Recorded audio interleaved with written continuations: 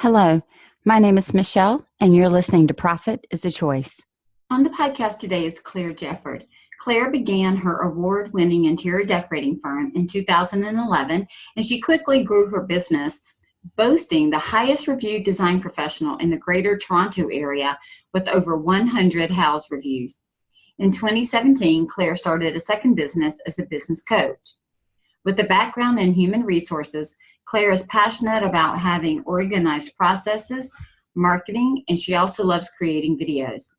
Audiences love her for her authentic personality, her helpful straight-up advice, and cheeky sense of humor. Claire does speaking engagements, panel discussions, and live video broadcasts from various events across North America, and she also runs a highly active Facebook group called Interior Design Business Strategies, with over 3,500 design professionals from around the world.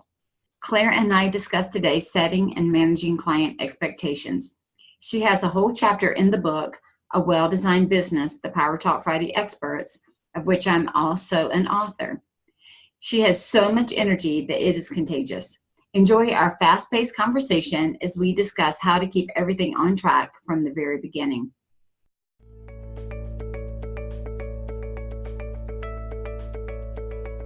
Every day, empowered entrepreneurs are taking ownership of their company financial health and enjoying the rewards of reduced stress and more creativity. With my background as a financial software developer, owner of multiple businesses in the interior design industry, educator, and speaker, I coach women in the interior design industry to increase their profits, regain ownership of their bottom line, and to have fun again in their business. Welcome to Profit is a Choice. Hey, Claire, welcome to the podcast. Hi, Michelle. Thanks for having me. I'm excited to be here. I know. I had to hound you a little bit because you've been so busy. Well, I appreciate your patience with me. I know. Trying to find time for both of us. I know we've had a lot going on. The two of us have. And so I'm glad that we were able to find a time that worked for us. I want to let everybody know you and I met last fall, so fall of 2018. We were together at one of the Luann Live events in High Point. We were in High Point. Yeah, it's High Point, yeah. High Point, North Carolina. And then we both are authors and collaborators in the new book, A Well-Designed Business, The Power Talk Friday Experts. Yes, with Luann, yeah. Yep. And of course, we got to meet at Luann Live then. And I just want to give a shout out to everybody that in the book, you are chapter 6, page 95, and your conversation in the book is all about managing client expectations. So we'll talk about that a little bit today, but what I'd love to do is start off by you sharing with us how you got started in this business and what it looks like today, because I know it's not the same as what you started with. That's right. Yes. Okay. Well, thank you again for having me here. I'm excited to be chatting with you today, Michelle. I always learn a lot when I talk with you. And so I started my business. Well, if I go back a little bit, I actually graduated initially from corrections. So I was actually working with young offenders and in correctional institutions when I first graduated and did placements here locally, just outside Toronto. And after a short time, I realized that I don't know, it just wasn't quite for me, but I always loved the idea of helping people and trying to, help them get back into the community. But it was kind of hard, as you can imagine, working in a jail. So I then had the opportunity to move to the UK, so in England, because all of my mom's family was there. And an opportunity came up for me to nanny for my aunt and uncle after I'd been there for a holiday. And when did I move there? 1998, and then in August, and then within a few months, I met my now husband, Chris. But I stayed there for a 6-month stay, turned into 6 years. And within that time, I had a job for Ford, so for Ford Motor Company. And I was promoted into the human resources position. And human resources really did lay a lot of the foundation for, the way that I ran my business later on when I started my interior design business. So it was really big. I always think looking back, every experience that you have, every opportunity, it does build you for something else, and you always can learn something. And then in 2004, we moved back to Canada because I said to Chris, I always wanted to come back home. And then I had the privilege of being a stay-at-home mom with my 2 kids for about 4 years, and that was fabulous. And then as I was my kids were getting ready to go into school, my sister was taking a course at a local college for makeup, and she said, they have an interior decorating course here, and you always are, doing something to your house and changing this or painting that. And so I was like, okay, I think I'm going to take this course. So I did, and at the end of it, I was, I was obviously quite nervous to start my own business, but I did have a word and kind of a mentor, that I met with a couple of times, and she said, you could totally do this. You can do this. So there I was. In 2011, I started my own business, and it was called Creating Contrast Designs. Today it's called Claire Jefford. And yeah, in that time, I tried anything you could think of, Michelle, in terms of marketing. I have a series on my YouTube channel that goes through every single thing I try. I'm just determined. When I put my head, when I put my head onto something, then I'm, my head's down and I'm going for it. So, and then from there, after a few years, I actually started another YouTube channel because I love video. So I have 2 at the minute, one for decorating and one for business coaching. And so it's really helping people, run their business and different processes. And I'm all about the front end and processes. And then what does it look like today? It's a little bit different because now I am doing more speaking. Video has brought me, the opportunity to, attend a lot of events. Sometimes what I do is I will go live from events and get paid to, be at events and speak, and then the opportunity with the book. And so, it's all kind of changing. So I'm still in design. It's important for me to stay in design because I still love it. But, I also recognize that I think the love of teaching designers and helping designers and actually just more or less sharing my journey and sharing my experience is what I really enjoy. So, Claire, when you started all of this, even all the way back to taking the decorating courses, and then starting to do that for others, the question I always ask is, did you plan for profitability from the very beginning, from the start? Did you? No, not really. I knew that, I'm determined when I want to do something, but there is so many moving parts in this business, and most people have no idea. I didn't have any idea when I started this business. I had that lady who had mentored me a couple times and given me some encouragement and some advice. But I really, it really was like going into the lion's den when I started this business, because I did not, my school, as most of them, the business course was very basic, and nothing really sets you up for, knowing what to expect within this business. So honestly, for me, I didn't have a plan for okay, I want to make this much in this much time. I really just wanted to get clients and see how this thing was going to unfold and how I was able to do it. And I know we talked a little bit about this off air, but the other nice thing, Michelle, about being a stay-at-home mom, and when we moved from England, we are not rich, but we are smart with our money, and we didn't overextend ourselves when it came to a mortgage, or it came to the cars that we drove, so it actually gave me the flexibility to if I could stay at home for 4 years based on my husband's salary, I knew that having my own business, I was going to be, okay. There wasn't that pressure. So in that respect, I didn't really plan for the profitability as such.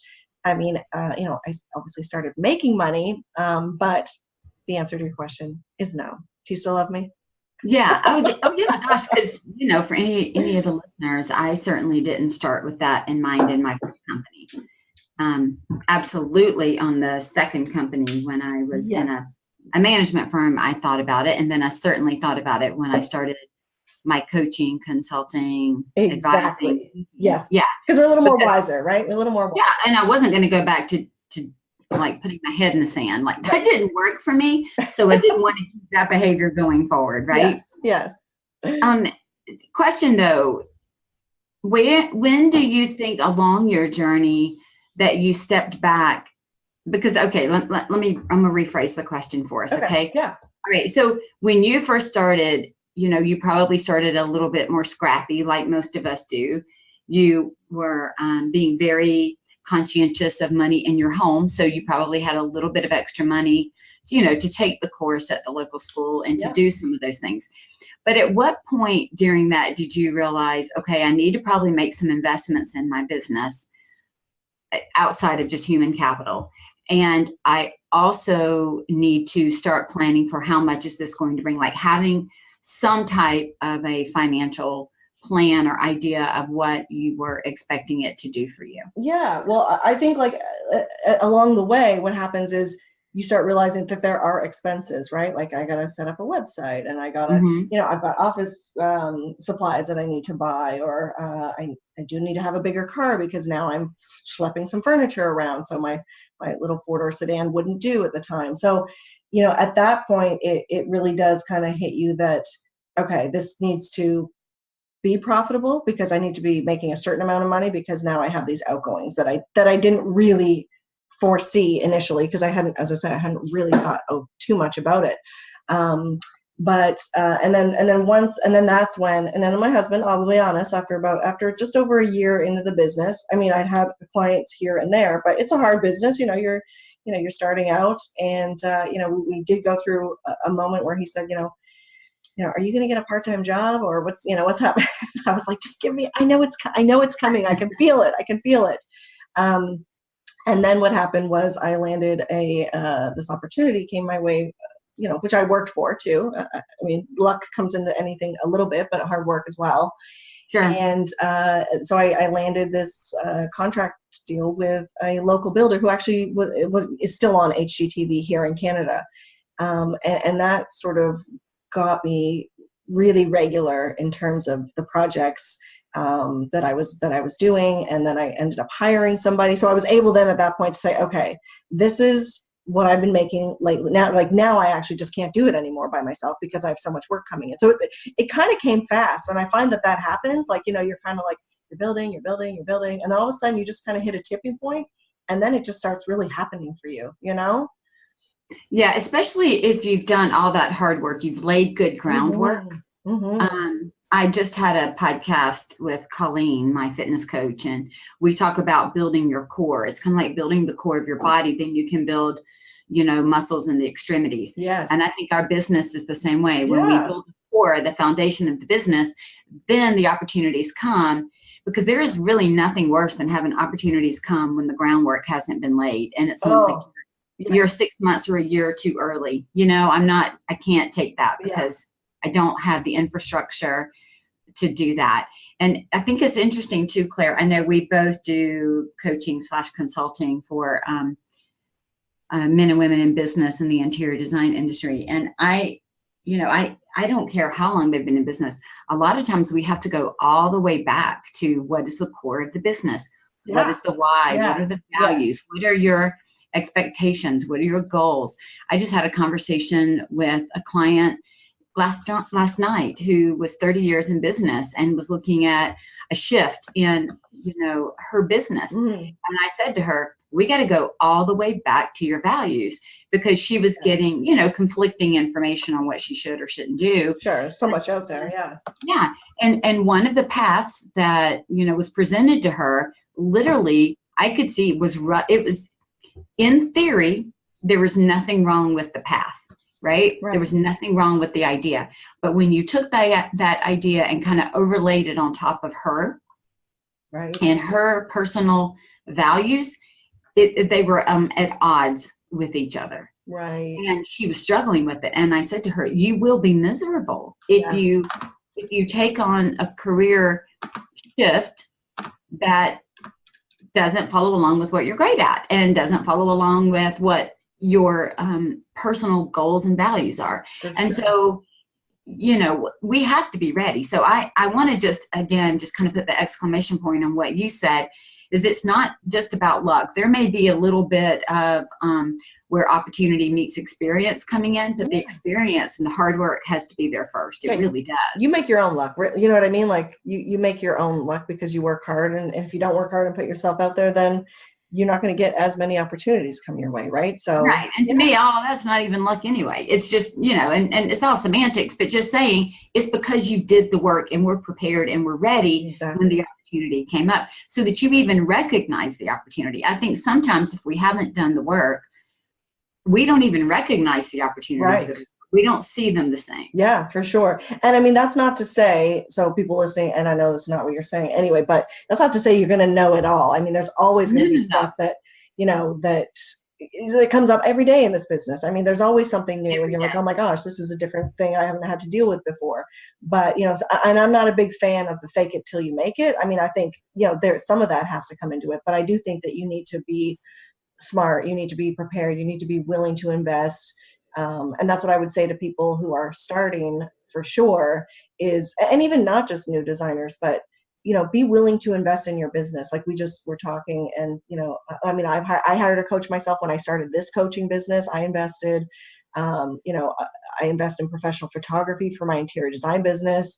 I have web maintenance guys that I have now help me at the back end because all of that work was getting to be too much for me. And I couldn't, it wasn't my forte either. So you need to be willing to invest and reinvest in order to grow, right? I mean, you talk about that before.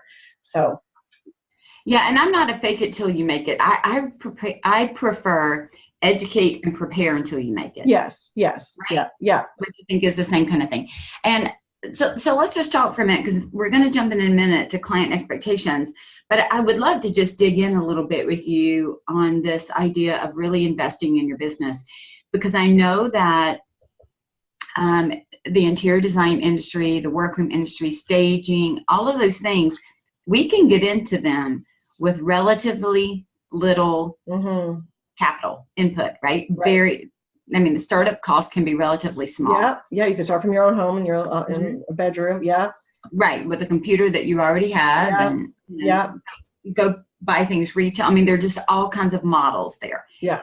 But I will say at some point, for a business to grow, there has to be an investment. Yes. Whether it may start with the human capital piece, like us working our fingers to the bones for it.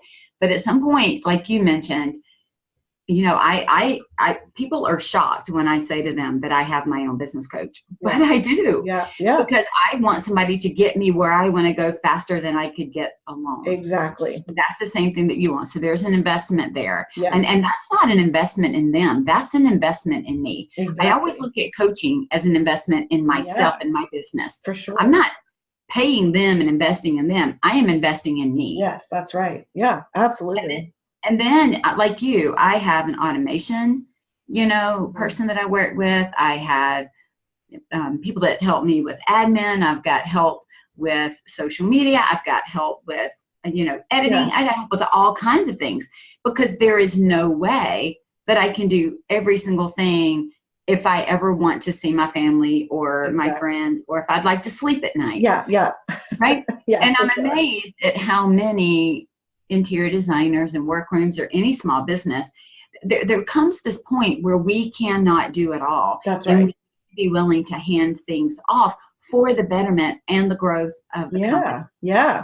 So when did you start seeing that you needed to hand some things off? That was probably within the first couple of years. I had someone quite early on at the beginning helping me with, my bookkeeping, helping me with, getting samples and returning samples, or measuring clients' homes. Like I was doing it myself, obviously, probably for the first nearly year and a half, I would say. I don't know the exact pinpoint time, but around there. And, and then it just got to the point where, like, honestly, I would be measuring an unfinished basement all by myself. Like you can just imagine, like a 1,200 square foot unfinished basement. I'm trying to get around nooks and crannies. I'm thinking, this is ridiculous. Like I need someone here to help me with this, Right. That was kind of like part one. And then in order to have somebody help me with that, it was also nice to have the same person be able to help me, pick fabrics for a client, or to talk about the actual plan, and, to bounce ideas off of, because we're also in a business that we're alone a lot of the time. Right. So that's also really nice to have somebody to help you. But I also wanted to make sure, I would say when I'm coaching the clients, is what do you not love about your business? What is it that you put off that takes you really long to do because you don't really know it and you don't want to learn it? Those are the first things that you should be putting off of your plate. And I'll tell you, I think because I know I've done it. The reason why I think a lot of times people put that off, Michelle, is because first of all, it's finding good people. I will tell you, Yes. I have been struggling. Okay, for a design, it's really bizarre because for a design, anyone that I've hired to help me do 3D plans or source furniture or do projects, those people have been fabulous. I've been so lucky with the people, that I've had surround me for that, or grateful, I should probably say as well. But when it comes to finding somebody to do my admin and do my customer service, I hired a virtual guru a few years back. That did not end up well. I mean, they didn't have all of their stuff organized. I think they let 8 inquiries slip through the cracks over 2 weeks. And I was like, they were just like, oh, sorry, we didn't have something set up. I was like, what? That's why I'm paying you, And then, so I canceled that. And it wasn't just because of that, but there were some other things. And so for me, it's really nerve-wracking to find that right person. And I know nobody's going to be perfect, and maybe no one's going to stay with you forever, but that's part of the struggle. I think the second part of it, and I'll just be totally frank out there, is that I do hear too many designers starting a business and saying, well, I'm on a shoestring budget. I can't afford a photographer, or I can't afford to invest in your course right now, even though I'm sure it would help me because, I'm just starting out. Well, you know what? You need to set money aside when you're starting business. I know this now. I can say this now, right? And that's what I did when I started my coaching, similar to you. I hired a coach to help me with this new business. I knew I needed to invest. I had money saved from the other business, so that gets a little bit frustrating to me. And I'll just say this as well, and hopefully designers won't hate me for it. But, a lot of times, because in my group, I can see, people are saying, how can I, outsource, do my own website, or how can I take my own pictures? I can't afford a photographer, or that sort of thing. But yet, we also as designers are like, why isn't our client investing in us? They asked how much it was going to cost, and then they were like, well, I can't afford to hire you. And then we're like, well, then you're just going to have your house and it's going to be a mess. It's never going to be what you want. It's the same for your business, right? It's the same. Mic drop. Right? Yeah. Oh, you're speaking my language. I mean, it frustrates me to no end when I see in a lot of these Facebook groups in our industry, hey, I need a contractor who doesn't cost a lot. Hey, I need this that doesn't do that. And then they are in the next thread right under it is, this client didn't value me. They didn't want to pay me. Yes. I am a firm believer that if you want to be valued, you better value other people. Yes. If you want your skill set to be valued, you value others. Exactly. You do get what you put out there. And if you're looking for cheap websites, if you're looking for cheap photography, if you're looking for cheap contractors, you're going to have cheap work, cheap outlook. Yeah. And then you wonder why nobody wants to pay you. I mean, it's what you attract, right? I mean, it is. Yes. It drives me up the wall. Like I'm looking at it and I'm thinking, do we not even recognize what we're doing and what we're saying? Like, where is the disconnect here? Because if I want to be valued as top notch, I better value those who support me as top notch. Exactly. And the interesting thing is too, Michelle, is that I find my best clients for interior design are entrepreneurs, are busy business owners. Like they know that, okay, I can't, like we're working with a gentleman right now, huge condo job. And he's just like, listen, I'm hiring you because I do not know anything about interior decor. I do not know which sofa I should buy to go with which area rug to go with which chair. And he's like, and honestly, I'm not interested. You just show me what based on our conversations, what you think I'm going to like, and I'll listen to you. And those are the best clients because they get it. They get it. So then when I'm working with somebody and I'm hiring my photographer, I'm like, okay, yeah, I get that that's how much it's going to be. Yep, I know. Yep, that's no problem. Just send me the bill. I appreciate what you do because I can't do it. So I think that's something that the only way you can really grow in a business is by finding people who can do what you don't like to do better. And, because the other thing you can do, and I was just talking about this yesterday on my Widwill in my group, which is my What I Did and What I Learned segment, And I was saying that, you could hire a part-time assistant, let's say, to, do your plan. So if I have someone helping me to do my measuring, right, when I go to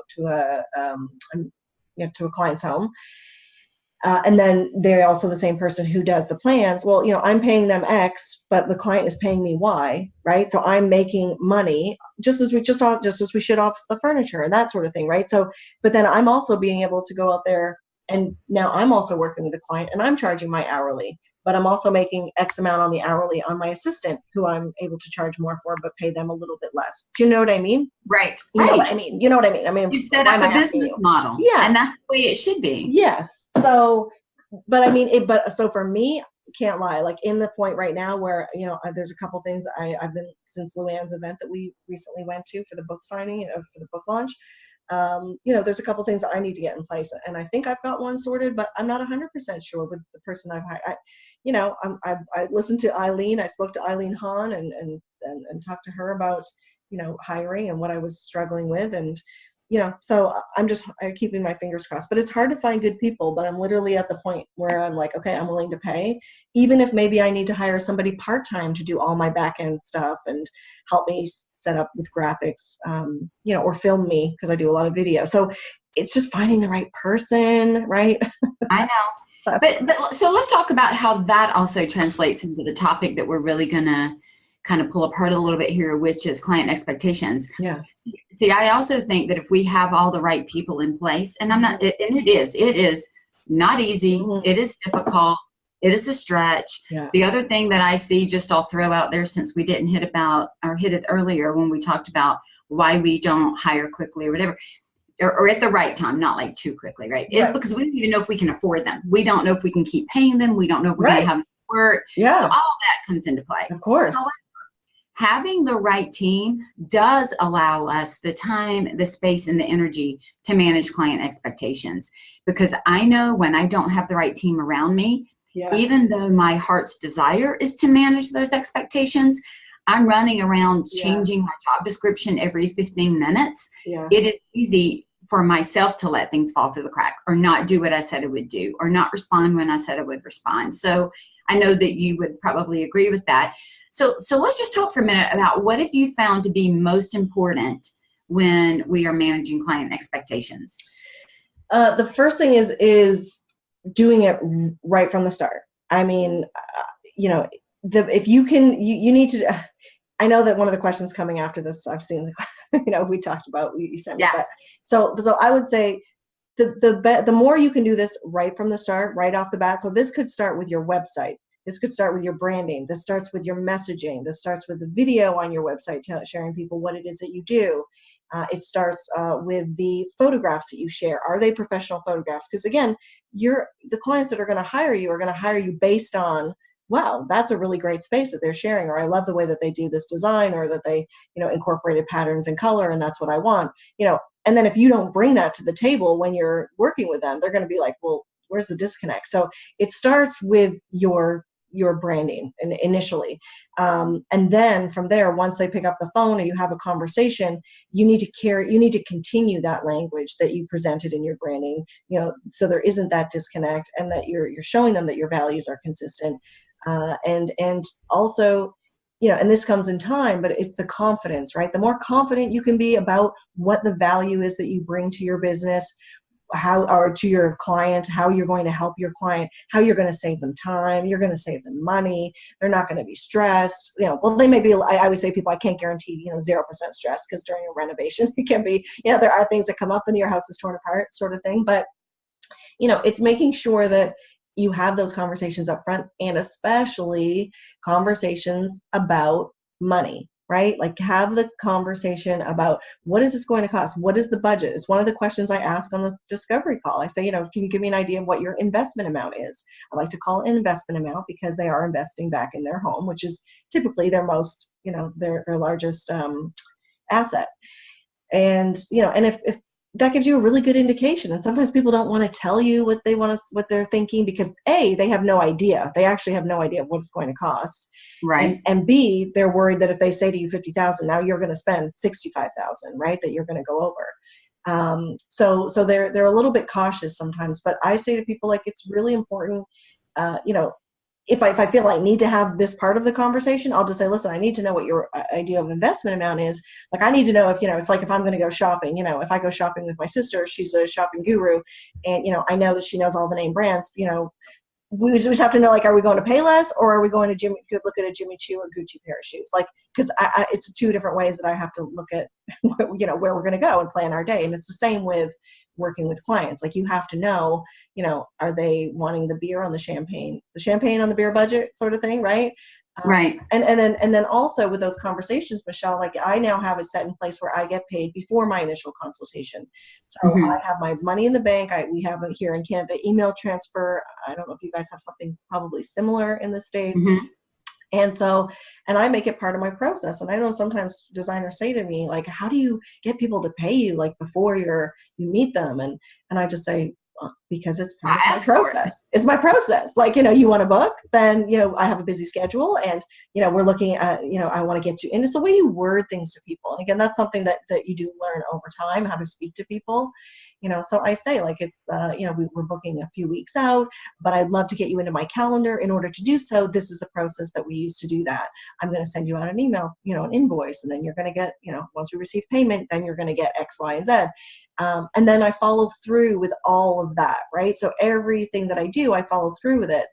And then when I'm asking clients, for payment, we ask for 50% upfront for any 3D design projects that we do, or concept designs. And then 5 days before we present, I ask for the balance of that. And again, sometimes I've had pushback not from clients, but from designers, talking, going like, how do you get everything paid up front and you're not even presenting for nearly another week? I'm like, because it's part of my process, because we talked about the money up front. So it doesn't really, the money isn't an issue because we get it out of the way early, but not in a way where it's like, okay, I have to talk to you about the money. It's just like, I'm a business owner. This is how I work. And so, I think that, what happens a lot of times, as you know, is that, people shy away from talking about the money, and then they will email the letter of agreement or contract to the client after and say, okay, read this and sign it back, and then we'll start with a retainer. Well, no, you should be sitting down with your client, explaining that, like, LOA. How do you work? See it as an opportunity. Like I say to clients, at the end of the consult, when, that's usually when I get my retainer and have clients, sign the LOA, and I review it with them. And I say, okay, if you want to move forward to the next phase, I'm going to go through my LOA with you. It's a letter of agreement. It's a 1-page contract. Just to share, it helps you understand how I work. If you have any questions, it's a great opportunity for us to talk. Is that, can we sit down here? And they're like, sure. When you come at it, because it's non-threatening. Yeah, right. Like, so again, it's all how you word it. When you think about it, like, it's a contract, and I have to tell them my terms and conditions, and then I have to ask for money. It's very much like, hey, yeah, I'm going to show you how I work. We're going to have an opportunity to talk more. If you have any questions, let me know, because it's so important to be able to communicate with you, clearly from the beginning. And so I find if you approach it that way, it's not so scary, and then people understand why you're asking about the money and why you need to know. Because if I have a client that isn't upfront with their budget, and I go and now I don't know what their budget is for a room. Let's say we're doing a living room, and I pick out a sofa that's $8,000 and an area rug that's $5,000. And maybe for those 2 items, they were hoping they were going to spend $3,000 on both, but I didn't know because they didn't tell me. But that's my responsibility to have that conversation with them right at the beginning, so I can manage their expectations, especially if they're unrealistic. Do you find that, like, the areas that I see that kind of where expectations get twisted up, and even when they're set in the beginning, okay? Because I think one of the issues is that sometimes we set expectations in the beginning, but then we never talk about them again. And I think expectations are something that need to be set and then monitored and monitored and updated the entire way through. It's not I said it at the very beginning 4 months ago. I don't know why you didn't remember that about the LMA. Yes. So it's constant, right? Yes. But the areas that I see that get twisted up the most usually have to do with pricing and money, right? Yeah. Even if it was discussed at the beginning. I think the other place that I see get twisted up is how you bill. So what's billable, what's not billable when you bill. And then a client goes, wait a minute, you bill me for conversations we have? So they either didn't have a firm understanding, it wasn't gone over, or they missed it, or they're acting like they missed it. It's something along those lines. And then time frame and expectations, because one of my design clients, I love her so much, and she's master at this. She works with major renovations, and she said that she always knew, and especially when she did her own home renovation, even in the best laid plans, there is a point in the process, because it is a long, right? Yes. There is a point where everybody wants to like run their head through a wall. Like you want to smack your head. You are just, you're done. You are in that moment. You're done. Yeah.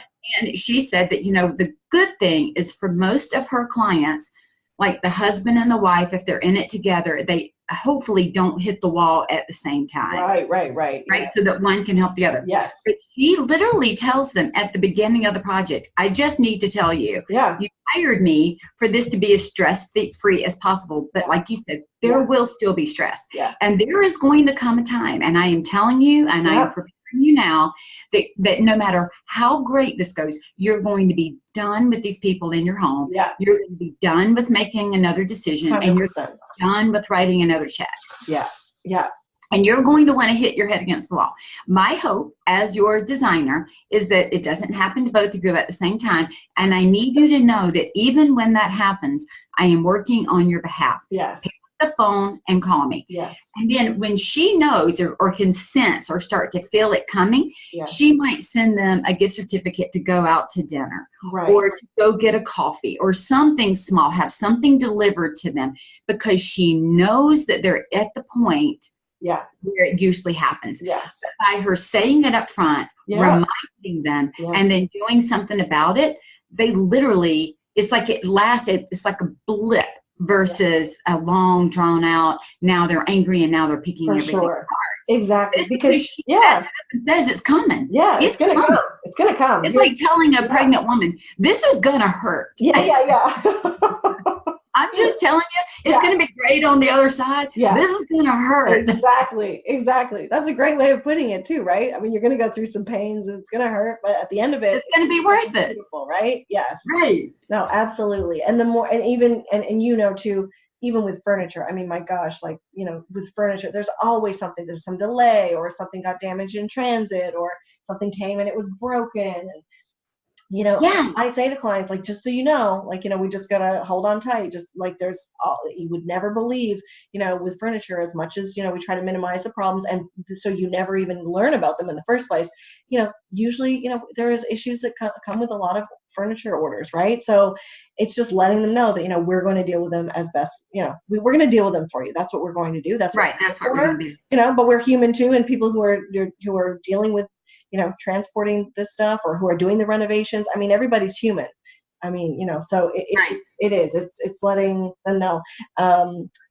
Tesla's not automatically delivering our stuff without people involved yet. We're not there yet. No, we're not there yet. No, not yet.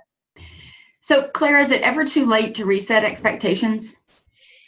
The answer to that is a little bit of yes and no. So what I have found is that doing them right from the start is, that's going to be, that's what you got.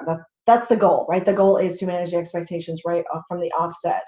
However, if you found that maybe you're kind of in the middle of a project and there's something that's not working and you're nervous because you realize that was something maybe you didn't alert your client to, then absolutely, you know what? You can sit. I don't think there's anything wrong with sitting down, having a conversation. Again, don't do it through email. If there's something that's going on that is not feeling right in the gut, or the clients are getting frustrated, say, listen, can we just have a conversation? Can I come by? I want to talk to you about this. And, it's okay. Again, we're all human. You're going to learn with every single experience, but you may have to say at some point, like, listen, I hold my head up. This was something that I didn't anticipate in the project, but I'm going to deal with it for you right now the best that I can. And going forward, this is how it's going to work. And then really, you do your best that you can to whatever the situation is at the time, and make things right. Even if you have to eat, that may mean eating a little bit. That may mean that you've got to eat some profit because you didn't tell a client that, that you charge for a check measure, and now they get a bill for a check measure, and you didn't tell them that was going to be $100 or whatever. So an idea, right? That's sort of an example. It's just one of many. Yeah. So two things that I think are super important takeaways out of what you just said. that I want to highlight. And one is to be honest, just be honest. Yeah. Either, yes, it went off the rails. Yes. Yes, I missed it. I didn't anticipate it. It's mine to own, or it's not mine to own, right? Be honest about it. Yeah. I think another thing, and with that, I'm going to say the minute, this is what I found in my working experience. The minute you find out that it's going off the rails, address it then. Yeah. Because the longer you wait, the worse it gets. The more it compounds, the more angry they get because you knew this 3 weeks ago and you're just telling me. Yes. So be honest and be quick. Yeah. And then the other thing that I love that you said was do it in person. So either in person or by phone, by voice, not by text and not by email. Simply because, not that those are bad, but they are misinterpreted. We read them with a tone in our mind. Yes. You know, it happens all the time in business because you can't put inflection in it. And so people read it, and we all tend to sometimes have like a negative approach to those things. Yes. So when we read it with a negative snarky. Your back gets put up, right? And all of a sudden, as opposed to, wow, they're trying to be so kind. Yeah. And so it's just better to say, am I making myself clear? Do you understand? They can hear your voice.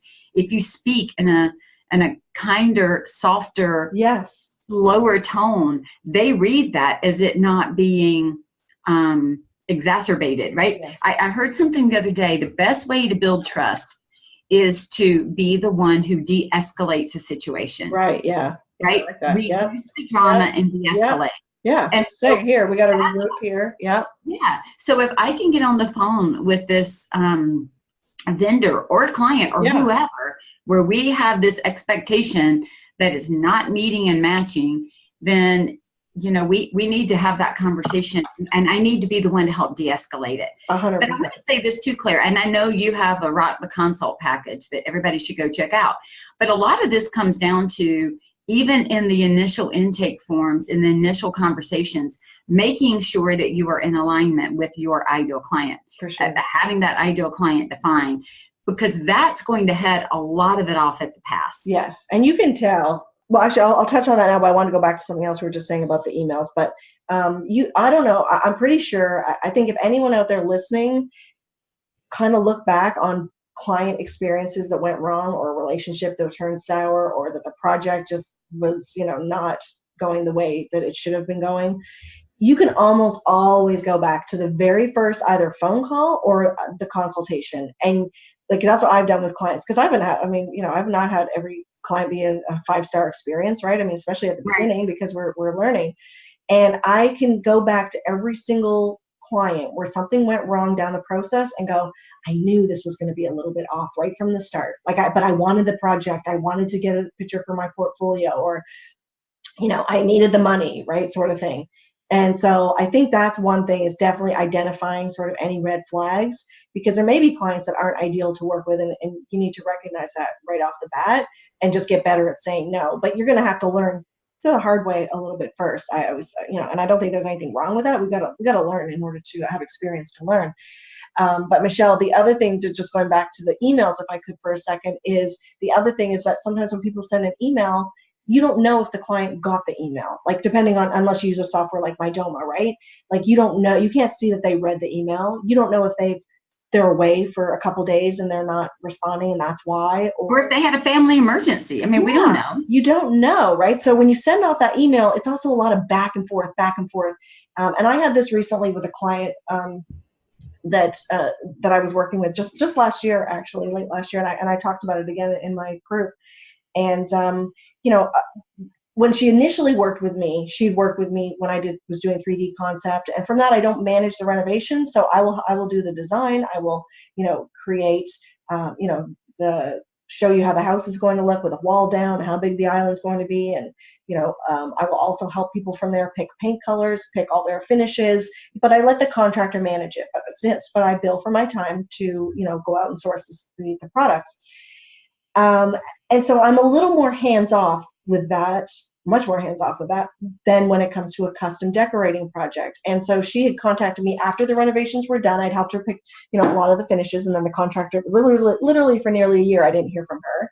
8 months, checked in, said, how's it going? Yeah, they're working on it. And it wasn't my contractor, it was someone she brought in.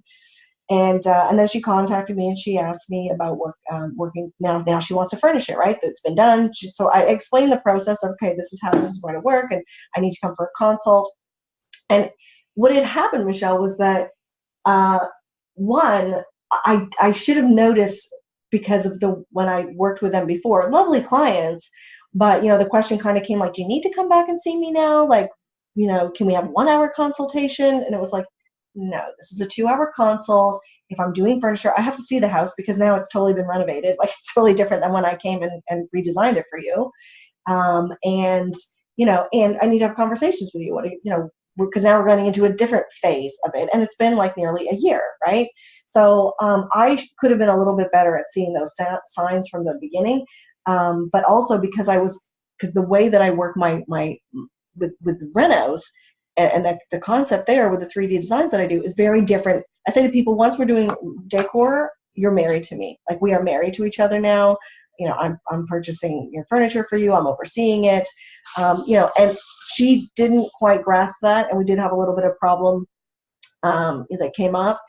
And, I felt sick, but I had to pick up the phone. I'm like, okay, this is getting crazy now. I just need to pick up the phone.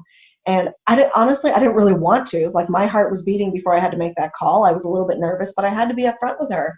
And, we had a conversation for about 15 minutes. I explained to her how I was feeling, and this is why this is happening. And she was explaining to me how she was feeling, and at the end of it, I felt so much better. Like, I felt like, okay, you know what? We've talked about it. It's the ball's in her court now. She knows how I work and how this goes forward. And now it's up to her to decide.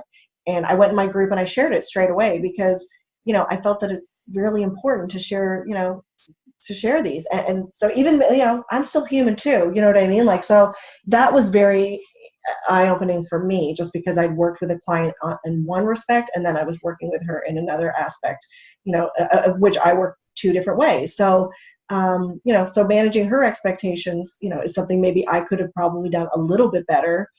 It just in this new phase of work that we were doing, even though to be honest, I did really go through a lot of stuff with her, but her preconception of working with me before was, I'm going to come by, I'm going to show you some stuff, I'm going to go and I'm going to buy it.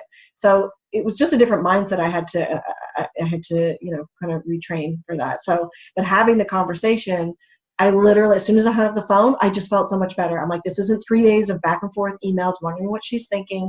Just get it over, get it done. And she was thankful to me. She said, I really appreciate you being so candid with me and having this conversation with me. I really appreciate you being upfront. I need to digest this and figure out how I want to move forward. So it really does. Having those conversations makes it so much easier in the long run. Even though you're not gonna look forward to it, it's going to be so much easier than dragging it out and not knowing what someone is actually meaning when they're sending you messages through email or text. Right. So I know I work with my clients a lot on how to communicate those things, right? Mm-hmm. Because it's not what we want to do. Mm-hmm. It's what we have to do. And so exactly. I just want to share a couple of strategies that I have my clients do. The first thing I have them do, and Clara, it's part of kind of some of the things you mentioned, but I just want to point it out for people if they want to be taking notes in this. Yeah. The first thing is, if there is anything in your LOA, in your contract, in your agreement, in your scope of work that could become a sticking point, I would literally go over it with them and have them initial it. Yes. Yeah, so, I love that. And if you cannot, if you do not feel comfortable standing up and explaining every line of your contract, I'm going to say don't give it out. And don't do another one until you can. Yes. You need to know why every line is in that contract, what it means, why it's there, how it protects you, and how it protects the client. I think that, so if you bought somebody's contract or you got a letter of agreement, I have no problem with that. But you need to absorb it, chew it up, make it your own, and know why it says what it says. Because if you start breaking your own agreement, then you are opening the door for them to break it. Yes. So if you say, I'm going to bill you every 2 weeks, bill every 2 weeks. Yeah. If you say, I'm going to charge you here, charge there. You have to be as good as your word, as good as your agreement, as good as the expectations you set. I tell my clients all the time, do not put an expectation that I will call you back in 24 hours unless you put something in there about during normal business. Because if not, and they call you on a Saturday morning, they're expecting you to call by Sunday morning. So be very careful with what you say, what you do. Draw attention to the things that could be sticking points early on. Similar to the way you said, talk about the budget. Yes. The next thing that I would say is when you have to do these really difficult phone calls, do not just pick up the phone and start talking. Oh no, you need to have a, you gotta have a plan. Yes, you gotta have a plan. Yeah, you gotta have a plan. And this is the plan that I like to teach my clients. The first thing is I want you to write down what you want the ideal outcome to be. Right. Ideally, what do you want the outcome to be? Write it down. And then I want you to ask yourself, how do you get there? Because sometimes it might be saying that you are responsible. It might reverse engineer it. Reverse engineer it. So you say, here's what I want the outcome. This is the best outcome. I also then have you write down, what are your non-negotiables? Are there non-negotiables? Write them down. Look at it. It's strategic. Create a strategy to be successful on the call. Because if you just jump on the phone and start carrying on this conversation, emotions take over. You feel like you need to say something to get it off your chest. But that one thing may be the thing that keeps you from getting the desired outcome that you want. Right, yes. You define the desired outcome, you will literally self-edit to make sure that you get there. Like, is it more important that we're on the same page or that I was heard that I was right? Right, so, yes. But by going into it with the plan, doing exactly what you said, picking up that phone, but giving yourself a moment before that to breathe, to not be anxious, to not be angry, to be in a good spot, and to almost picture yourself mentally that you're on the same side of the table as the client. Because if we call them with the idea that I'm on one side of the table and you're on the other, then it feels combative. You feel like you got to negotiate. You feel like you've got somebody's going to win and somebody's going to lose.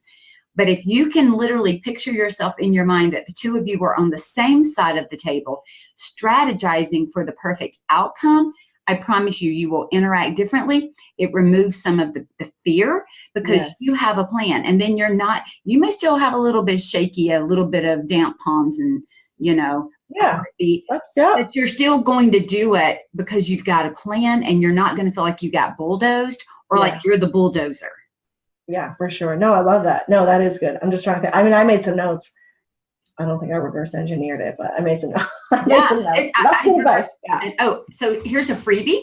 Do it with your kids. Like if there was something that I needed my kids to do and we needed to have a conversation, because it is easy sometimes to be like, well, I'm the mom, or you need to listen to me because of this. And all of those things just shut down. Exactly. Instead, I was like, here's the desired outcome. And sometimes I would even say, can we both agree that this is the outcome we want? Right. Yes. Okay, now how do we get there? Because now if you both agreed on the outcome, on the desire, then you are on that same side of the table. It changed a lot of conversations in our home, even with my husband. We may come from two different places to talk about something. But you want the same result. Just a good communication strategy.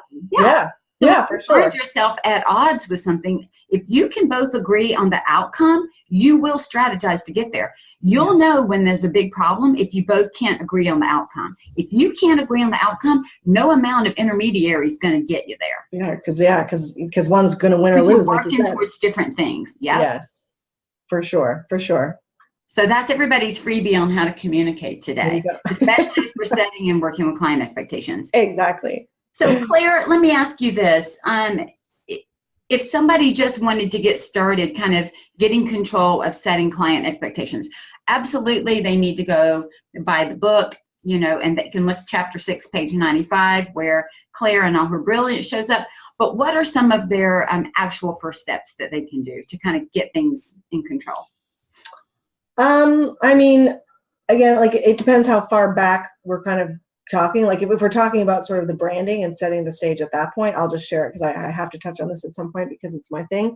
But video, like if you could create videos that they don't need to be, they don't need to be perfectly polished. They don't need to be perfect. It doesn't need to, you don't need to have a editing team or anything, but having some videos, even if it's on something that you've done on a Facebook and you've uploaded, or an IGTV, really explaining your process. Like, explain how you work, explain what it is that you do. Share stories. And stories on Instagram, by the way, is the best place to share stories, right? Like sharing, you're on a project and here is some of the stuff that's happening. This is something that went wrong, but this is how we dealt with it. So from a branding perspective and putting yourself out there, I mean, video is it's what people are consuming the most. It helps convert more, potential leads into actual clients. Consumers are more likely to buy when they see a video. They're more likely to trust you when they see you through a video. So for me, video has been a huge tool for my business. And, just kind of going a little bit back there where we talked about, like, managing expectations for when you're working with clients. One of the things that I was coming up against a lot, Michelle, was clients who, people didn't know what things cost. And so after I'd done a few projects, I reached out to my clients and I said, my past clients, and I said, do you mind if I share the total cost of this room? Do you mind if I disclose this in a video and I share it with, potential clients and on my social media? I go, because I really find that it's a real struggle for people to really understand what the costs are that are involved and how I help put it all together. So, I've only ever had one client say no. I've done 2 videos that are, show a custom living room and another one with a custom dining room. And I'm not even in the video. So I know some people are worried about being in video themselves, which I do recommend that you should, because people want to connect with you and see who they're inviting into their home. But those videos are basically showing each product in the room and what the price are. And I've sent those, and then I also, at the end, it says what my fee was, and so what the total cost of the room was. And so when I'm having those conversations with potential clients on the phone right at the beginning, and they say, wow, I'd really love to redo our living room. And I say, okay, well, I offer a few different services at different, price, depending on what your price point is.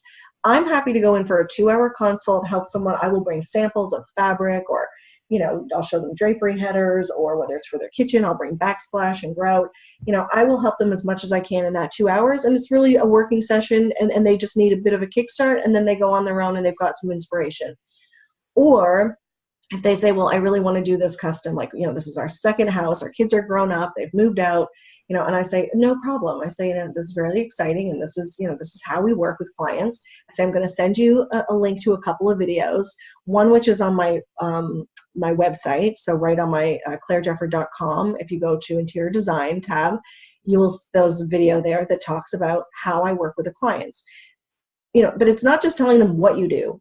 You really need to hone in on the benefits of what you do and the value of working with you. And that's where that's the mindset shift. Okay, you're not just picking a couple of pillows or moving a wall and showing me, how I could, do this bathroom. You're saving me time. You're bringing me your tradespeople who I know I can trust because they've come through you as a valued source.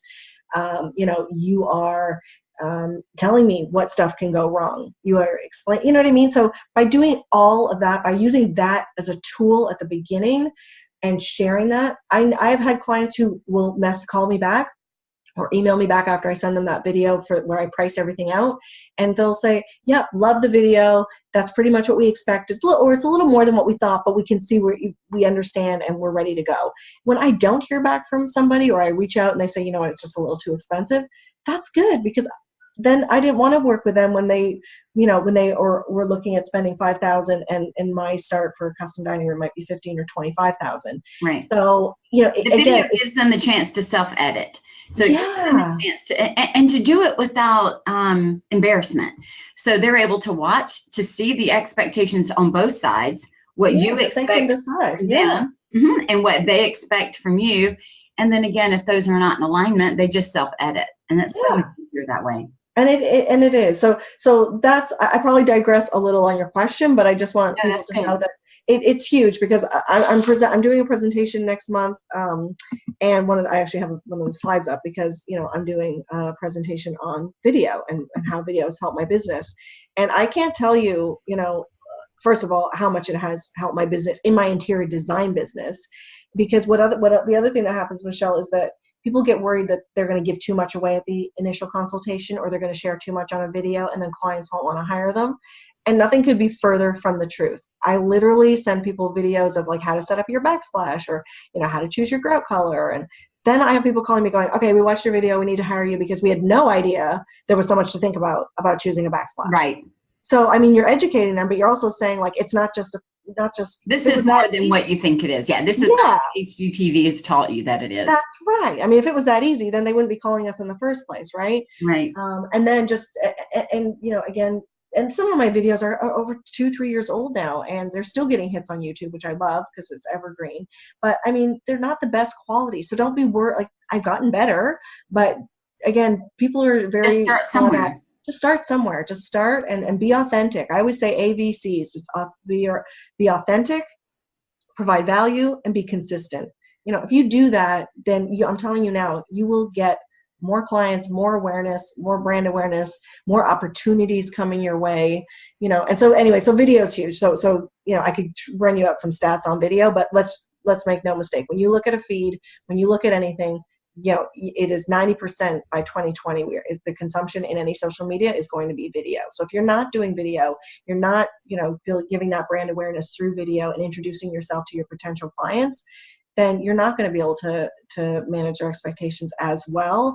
And you're honestly missing out on an opportunity because other people are going to be doing it. And if you're not, so anyway, that's my little 2 cents for video. Love it.